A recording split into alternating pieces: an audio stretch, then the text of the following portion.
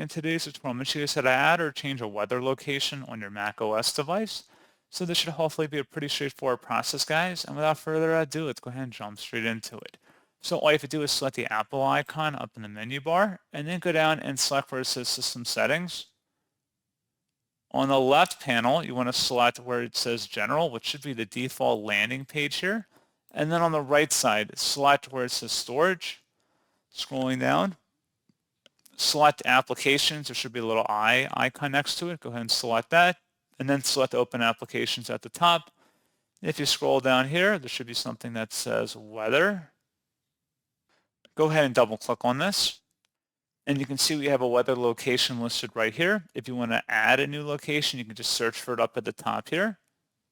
Select whatever you want the correct location to be, and that's pretty much it. You can select the little plus icon at the top to save it, and that's pretty much all you have to do. So pretty straightforward process, guys, and as always, thank you for watching. I do hope that I was able to help you out, and I do look forward to catching you all in the next tutorial. Goodbye.